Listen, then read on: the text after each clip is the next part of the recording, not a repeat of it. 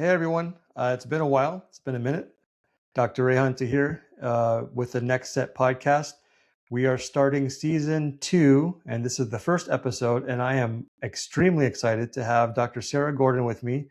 Dr. Sarah Gordon was one of my cohort peers, and we've become close. We've connected quite a bit, and in fact, I would not have started my podcast was it not for your uh, example and for you inviting me on your podcast, because I was also in my head quite a bit, and I was like, I'm never going to do that kind of stuff, even though it seems fun. But you kind of pulled me out of my shell, and here we are. And so I thought it was fitting and more than past due to bring you on to this venue and talk with you. So welcome, Dr. Gordon. Good morning. Good morning. Thank you, Dr. Tahir. And it's an honor to be on your show. And I'm Nice. super excited for you that you're entering into season 2. I know it's and by the way, can you tell everybody what your podcast is and where they can find you? Because I want to start with that. I want to lead with that because you've got a ton of great episodes. Thank you so much. So, like Dr. Tahir said, and let's just say Rehan and Sarah. Sarah, yeah. We knew each other when we were just Rehan and Sarah. Yep. We met, like you said, we met in school. And the reason I'm going to say this is because it kind of leads up to the title of my podcast. And I think that the beautiful thing about our connection is that we recognize that we're on a journey. We're on a journey where we decided to go back and get our PhDs. We're on a journey where we came out of school, got our degrees, weren't exactly sure what to do with the degrees. We're on a journey where we had to find our way back towards balance and good health from being PhD students. And so I learned all these lessons on my PhD journey. And Rehan and I are both adamant believers about the importance of physical activity in our lives. And so I do a lot, and our degrees are in leadership and health and human performance. And so I came out of the PhD program really, honestly, not exactly sure what I wanted to do with it all. And I decided to launch a podcast. And I'm in my second year. It's called the PhD Journey Unplugged podcast. I bridge a lot between the academic world, the professional world, our personal lives, and the athletic world. And it has been an amazing experience. I am so grateful. I feel truly blessed with the voices that are on my show. These are people that are really demonstrating some of the toughest physical fitness events, endeavors in the world, really. And I'm happy to share about some of that and how they get there and some of the lessons that I've learned through them. Really, my show is really all about learning from the people that come on the show, learning from their experiences. So thank you for this opportunity. I'm really looking forward to having this conversation with you.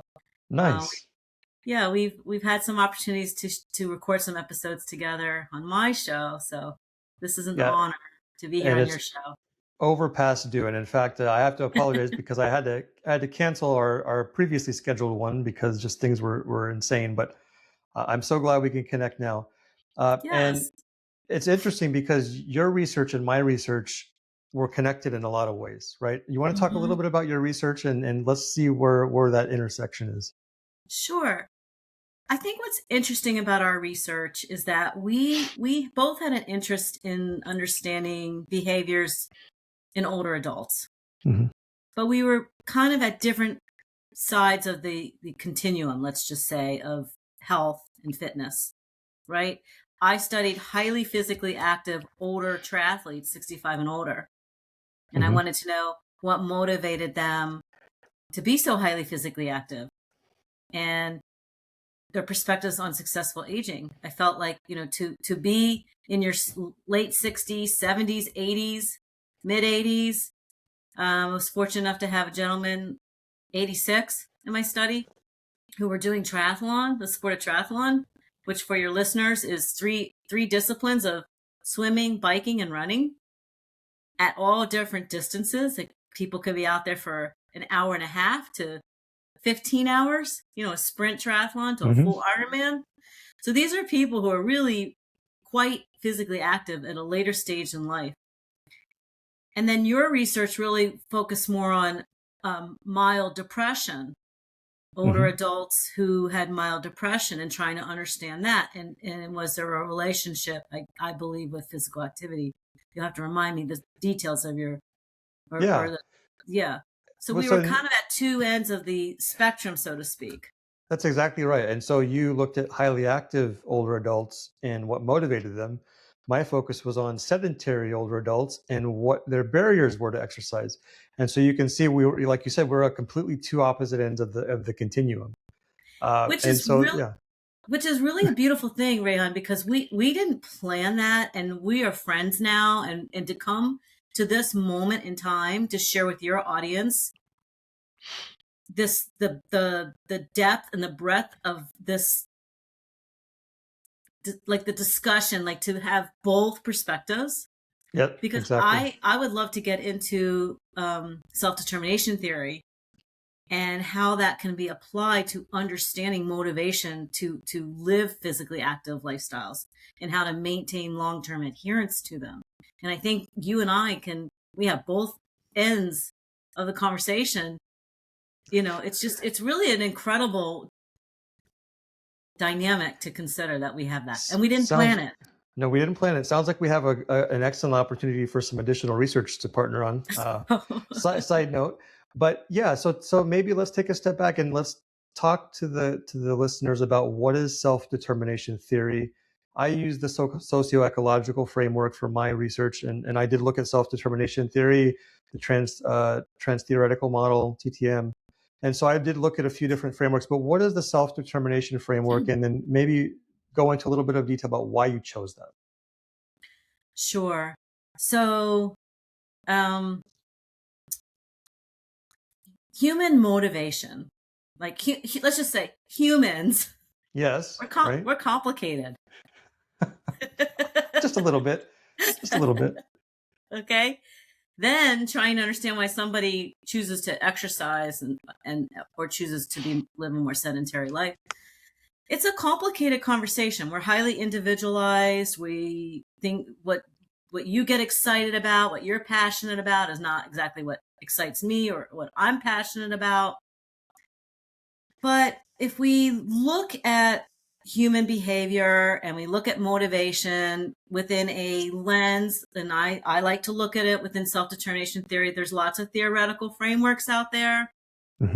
I just chose that because it fit my dissertation project, because I was interested in exercise motivation, and it seemed like the right theoretical framework to lay my dissertation research study within.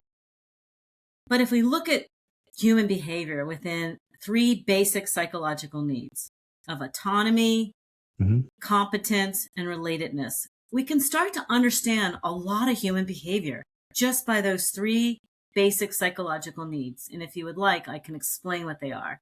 Please. Yeah, go for it. Okay. So autonomy is like Rehan and I deciding to go back and get our PhDs. I went in my 50s. I'm approaching 60. That was a big deal, to pivot and to go back and to go back to take on this 5-year endeavor. That took something within me to take that step to move my life forward. And the same for you, Rehan. So when we feel something internal and we're intrinsically motivated to take some step forward, to move our life forward, when we feel empowered to make those decisions for our lives, when we don't look for something external to push us in those directions, then we're becoming more autonomous in our lives. The behavior is more autonomous. Okay. Competence. When you learn a skill set and you allow yourself the opportunity to try new things, to fumble, to learn, to gain confidence, that's competency. And, I know that you do a lot with tactical training and self-defense, right? That's competency. That's learning something. Maybe somebody comes to you, maybe they have a fear of handling, different things that we can use for self-defense. And then they learn how to use them, and then you teach them through your expertise how to, be more comfortable with it. And then they gain these competency skills. Okay, that's competence. Relatedness says we're not meant to live life in isolation, right? I would be interested to know in your research if the older adults who were suffering mild depression were more isolated, felt a more sense of helplessness. Because when we isolate ourselves, we tend to have more symptoms like depression and loneliness and things that, we just don't feel, we're not thriving. So humans are social beings. We need connection, we need community, and we need relatedness. So when we have these three basic psychological needs, and it's a continuum, it's a process, we're always striving towards being fully autonomous, having competency and relatedness. We find that humans are more intrinsically motivated. They're more what's called internally regulated. You're making decisions from within and putting your life on a path that has meaning and purpose for you, because this is where you want to be. You're more aligned in your life. Right. And most likely you have more enjoyment and more quality of life, And so when somebody comes to you and says, I'm ready to get on my weight loss plan, you guide them, but ultimately for them to stay in it, for you to get up, and I know you get up at 4 a.m. and go to the, work out in your amazing gym in your garage, I guess. I don't know where it is. Exactly. It's in my garage. Yeah. When you make those decisions to go in there every morning, you're making them. Nobody else is making them for you. Right. You're making them. And so when you find enjoyment in those things, you're more likely to stick with them. And self-determination theory is just a framework to help us understand. It can be applied to anything. It can be applied to K through 12 education. How do we inspire children to enjoy learning and want to learn? And it can be applied to politics, philosophy, mental health, wellness, healthcare, everything. I just came back from Geneva, Switzerland. I presented my research at the 9th International Conference on Self-Determination Theory. And I'll tell you the reason I mentioned that is because I heard there was about 800 researchers, practitioners from across the world, all talking about this theoretical framework. And interestingly enough, I heard what living self-determined lives is not. People living in parts of the world where they have where they left countries where there was oppression, where they didn't have the freedom to live their lives the way they would like. So self-determination theory is all about human flourishing and human thriving. And awesome. It fit my dissertation research topic. So that's that. Well, yeah, thank you for that. No, that's good. But it's important context, and I appreciate the refresher on it, because I think it's very, very relevant. In fact, as you were speaking, in the way you ended that description, why you mentioned my gym and my ability to go out at 4 a.m, what popped in my head was that's my privilege. Not everyone has that. Some people have to go and drive to a gym. They don't have money to go get a gym. And so when you start to look at the barriers to exercise, which was my research, and I use the socioecological model, which I can go into in a minute, but in essence, one of the barriers was financial ability. And some people did not have the financial means. They don't have the self-efficacy. They don't have the autonomy or the competency, as you mentioned, according to self-determination theory. But they also did not have the access to the means to acquire that financially, for example. That was one barrier. And so maybe just in terms of your research and the folks that you worked with and your participants, how would you frame that in terms of what did you find to be the motivating factor for most? Was there a trend or a theme that you kind of found in that regards? I mean, that's an excellent point, Rehan, because I did sit, at this conference, excuse me, there were dozens and dozens of oral presentations and keynote addresses. And so I heard about human flourishing and human thriving from many different perspectives. And it's true, when you have more means, right? Hmm. And more financial means, you do create more opportunities for your life. But there is this kind of threshold that, when they talk about wealth, there's a threshold that when you go above a certain number, it really Yeah. doesn't increase your happiness in your life, you know?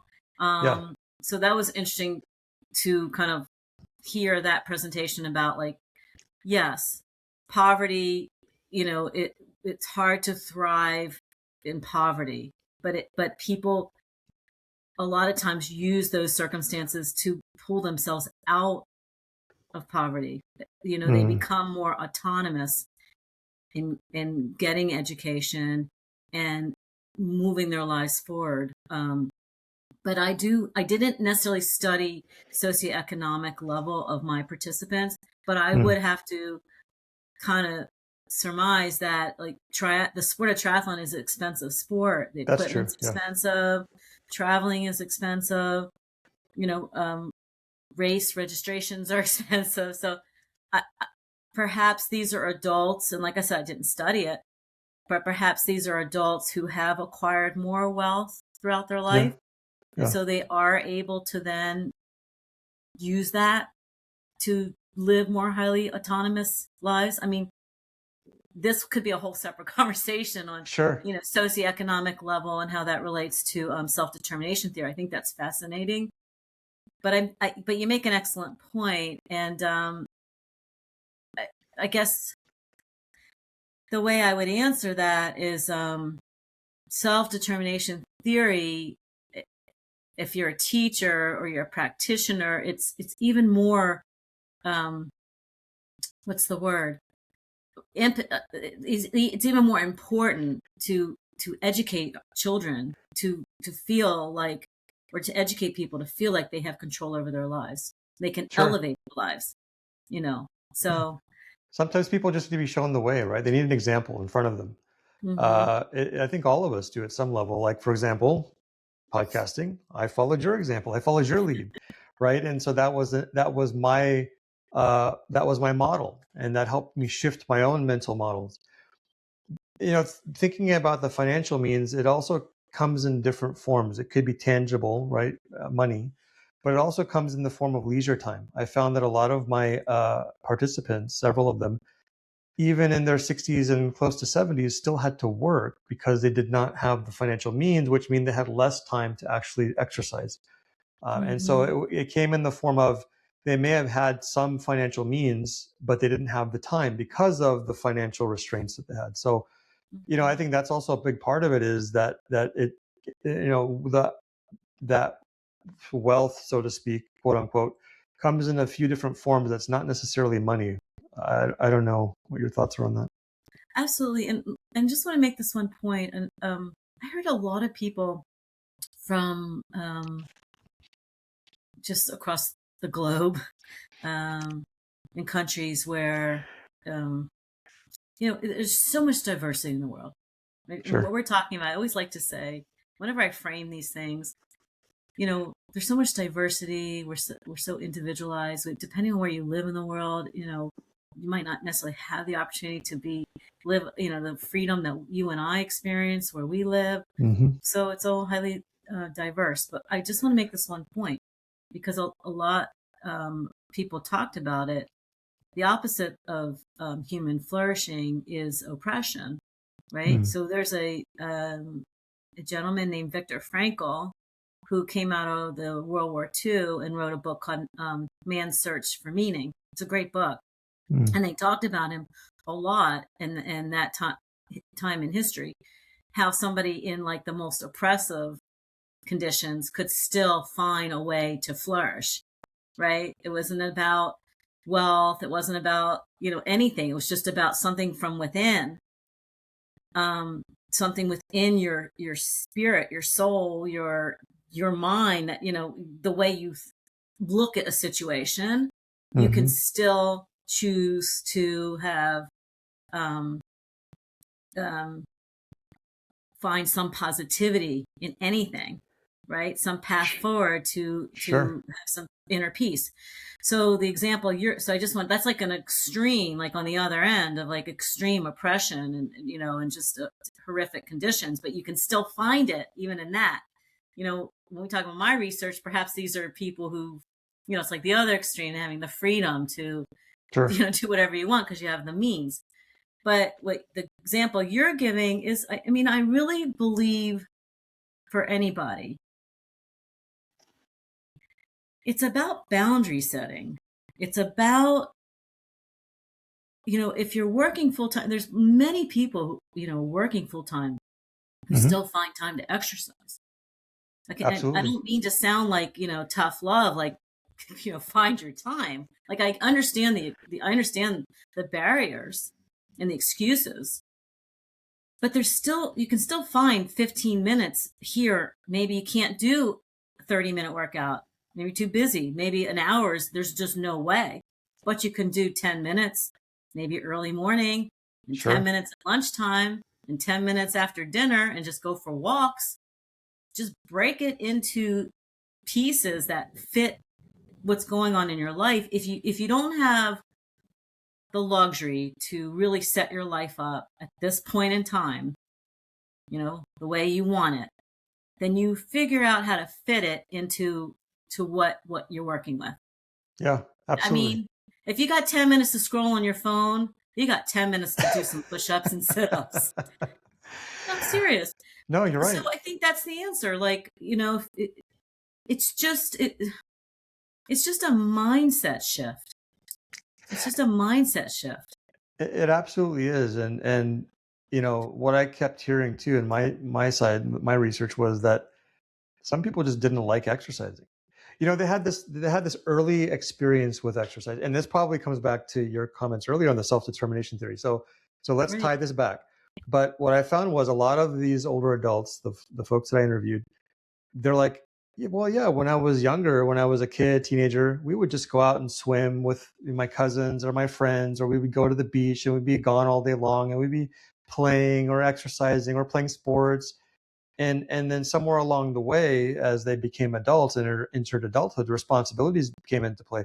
So what they were doing early on was a lot of activity, physical activity, or even exercise or sports, but not under the context of I'm exercising. I'm doing this for my health. I'm doing this because I know it's good for me. They did it because it was fun, and they did it because they were with that social component you talked about, that relatedness earlier, right? Yes.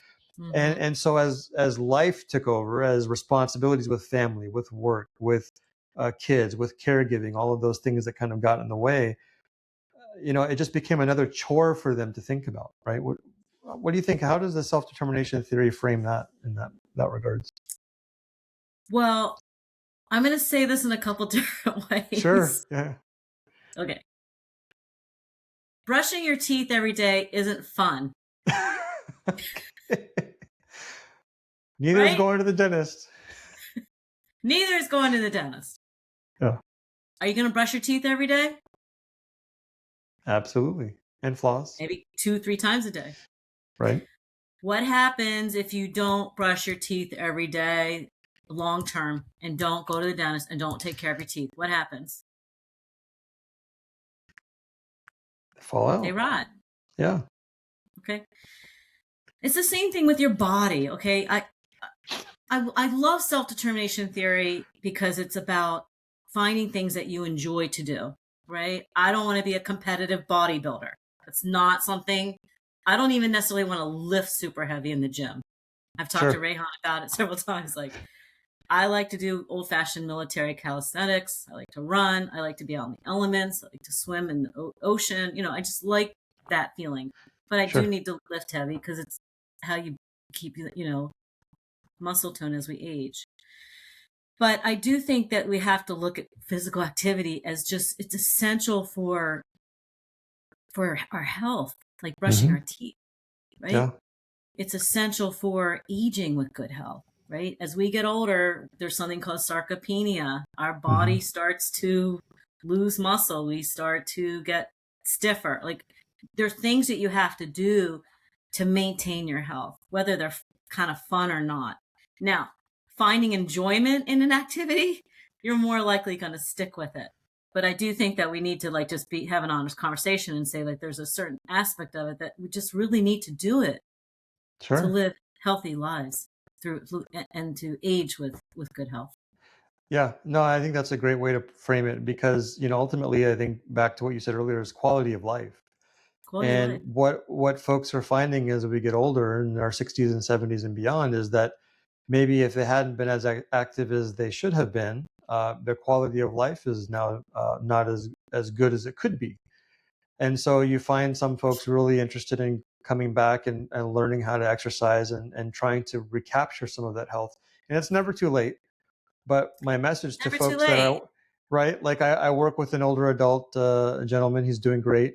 Never exercised really formally in his whole adult life. And he's, I think, about 80-ish, 79. Uh, and my message to his kids are, well, in your age group, now's the time.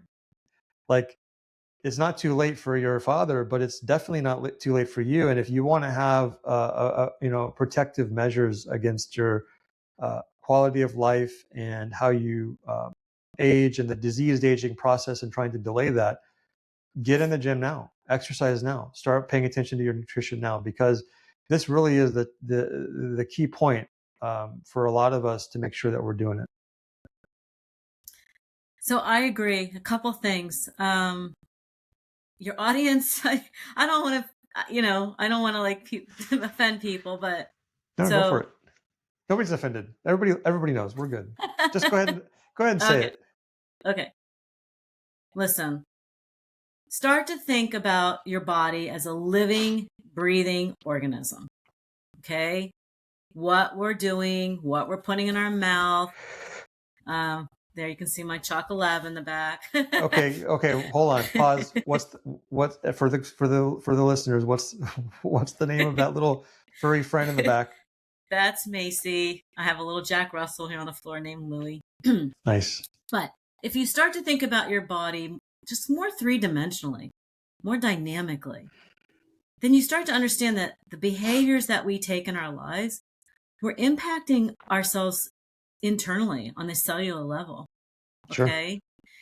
And so when you choose to drink and you choose to smoke and you choose to sit and you choose to drink a lot of soda and a lot of fruit juices and eat less quality food, when you choose to, just let your life be out of balance, okay, these things build up over time, right? We don't get sick in a day.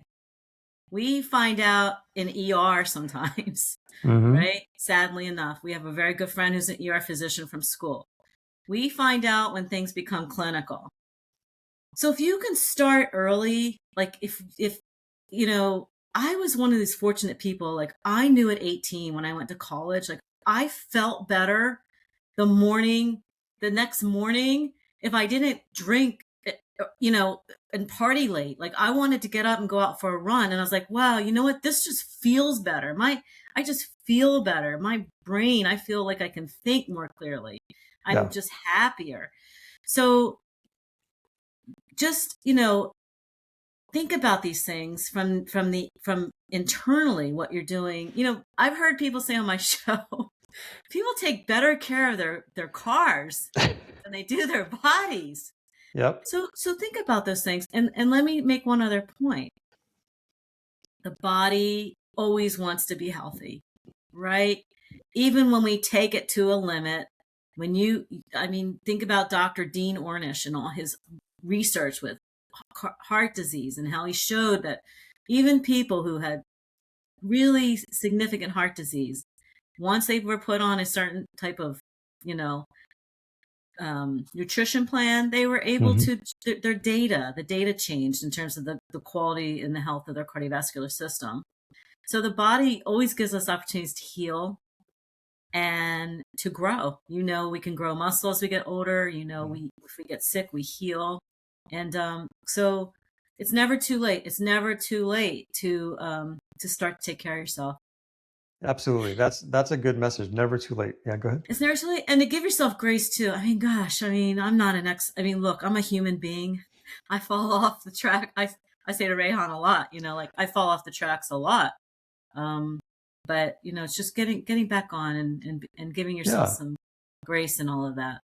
absolutely. Keep All of us trying. go through ups and downs. No doubt. I mean, life gets in the way, and work or Yeah. family, and the key is to, like you said earlier, find the time to just do it. I mean, I was talking to a friend a couple of days ago. I think I posted something on my Instagram. I'm like, I don't want to be getting up at this time frame to be working out either. I mean, I don't. I like to sleep, and sleep is important. But this is the time that I know, the only time right now in my current schedule that I know I can get a workout in. And if I didn't do it here, then every day is going to be, well, can I get it in the evening today? Is it going to be at lunchtime today, or going to be in the morning? So it's every day is going to be like this chaotic. Like, I don't know when I can get my workout in, and I'm just going to try to wing it. That doesn't work. You got to set aside a time, as if Some you're setting structure. aside a. Would you say no to a meeting with your boss if your boss said there's a meeting on the calendar? Or you're going to tell your boss, "Nah, I'm not going to come today," or you're just not going to show up? Of course not. So Right. you have to treat your workouts and calendar them and schedule them with yourself as a priority. If someone doesn't do that, as if it was a meeting with their boss, or as if they were going to go pick up a check for $10,000, for example, like those are meetings you're not going to miss. If you're responsible, this should be the same way. This should be something that you just do not miss. You schedule it, you pencil it It's in, true. it's consistent, and you know when it's going to happen. You don't think, well, tomorrow's going to happen here and the next day it's going to happen. You know, every day consistency, this is the way it's going to be. I know. I've like I said, been so fortunate to have people on my show that really are just top notch in the field of health and fitness and um, ultra endurance athletes. And you know, consistency isn't flashy. No. There's no magic pill, and it's free.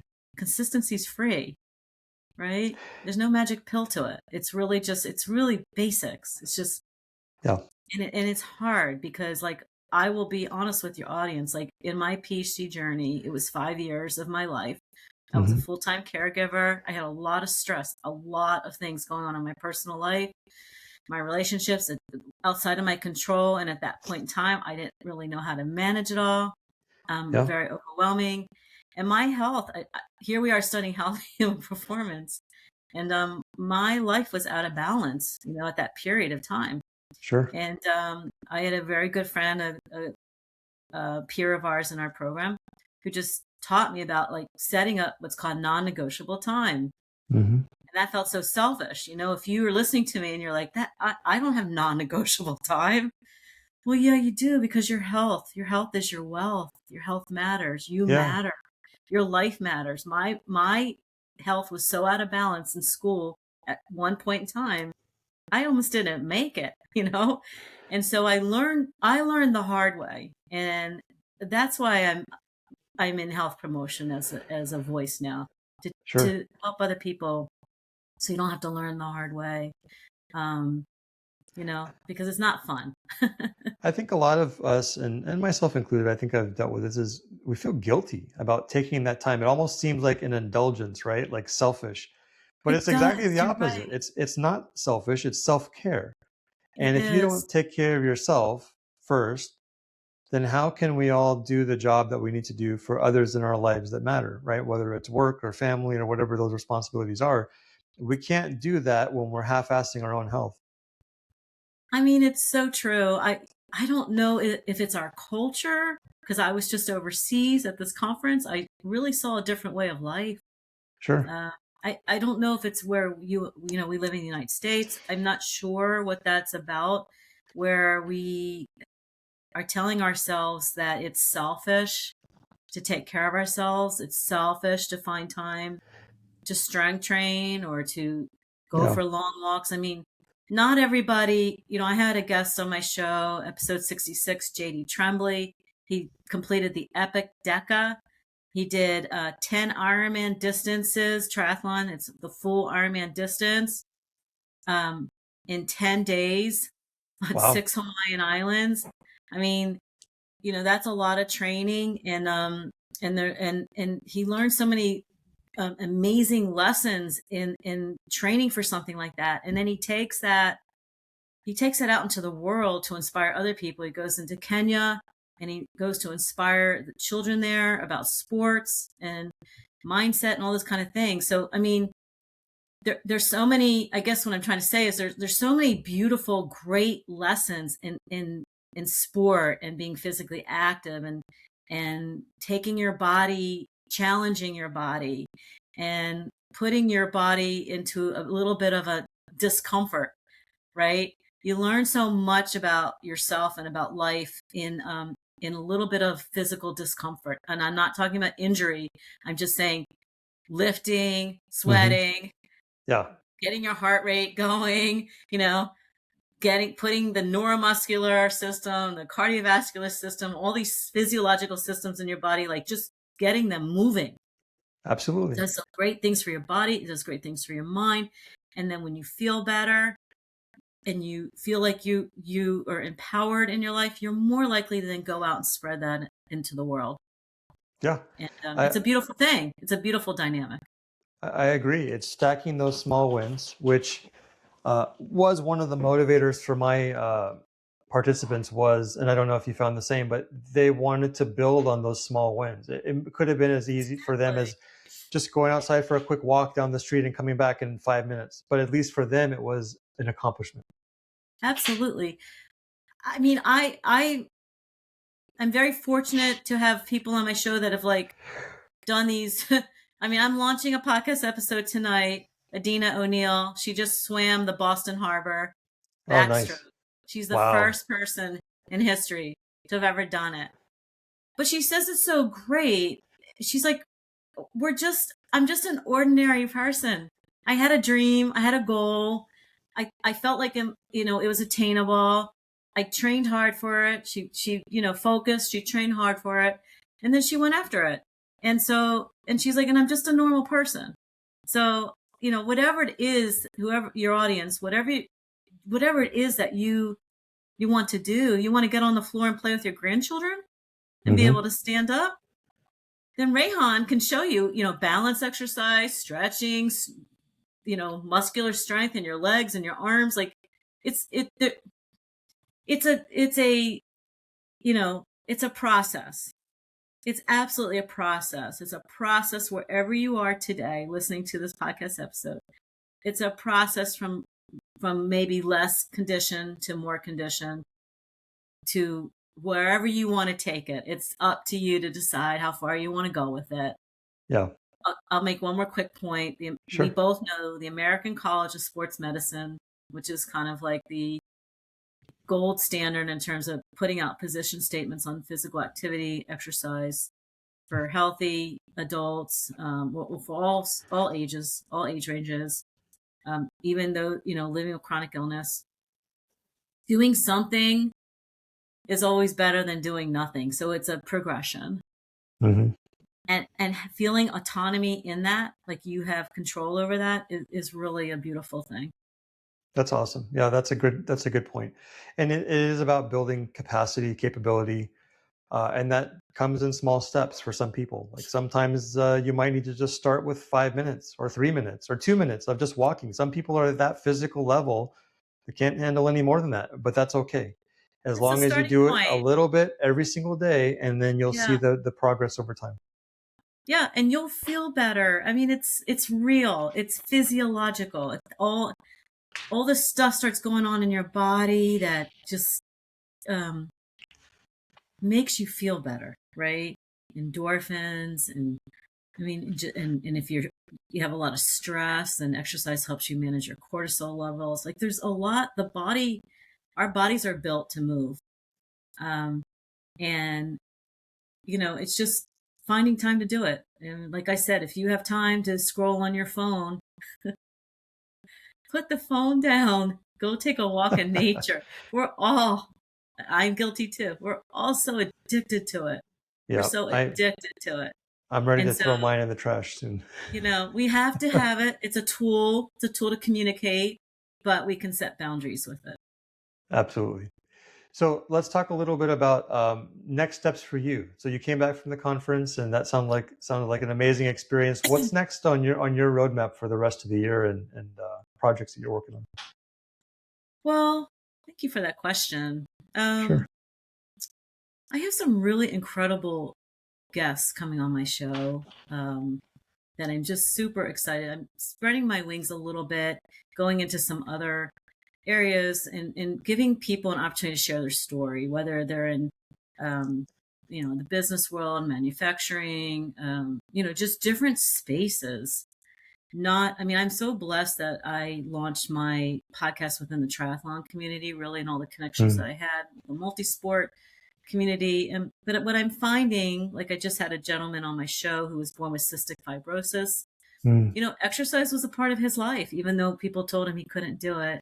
And they told him every reason why he wasn't going to survive past a certain age. He's now 39. His name's Nicholas Kelly. And his story is so inspiring. It's one of resiliency and believing in yourself. I mean, he's highly self-determined individual. Everybody told him everything he couldn't do. And he went to college. He's a motivational speaker. He's written books. I mean, he's just an amazing human being. Every day is a challenge for him. Every day he is challenged with cystic fibrosis. And he said it so beautifully. Yesterday was a hard day. Tomorrow could be an even harder day in terms of how he feels physically. And all he has is today. And he chooses every day to live the best day that he can. So voices like that, I want to bring on my show because I think it teaches us all how to overcome things. We all have challenges in our lives, all of us.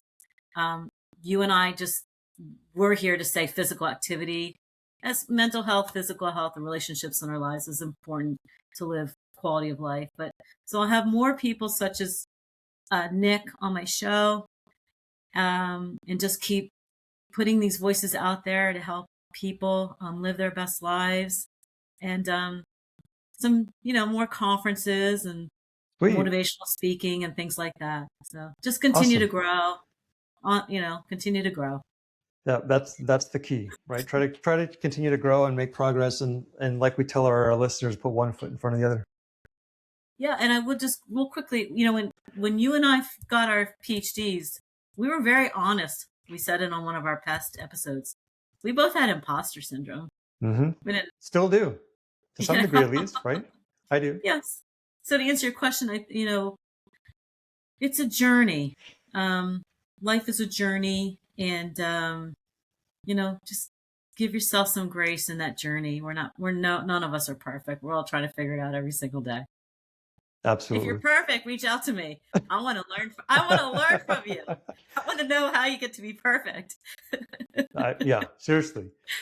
So Sarah, I want to leave with this, and that was a great way to kind of capture the moment. Where can people find you? How can they reach out to you? Where can they listen into the podcast?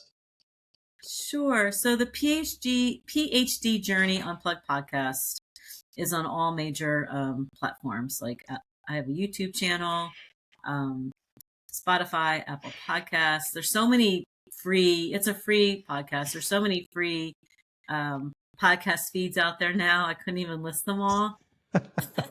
But just Google Dr. Sarah Gordon and the PhD Journey Unplugged, and you'll find me. And you can reach out to me on my Facebook, social media presence. I'm at Dr. Sarah Gordon on Instagram.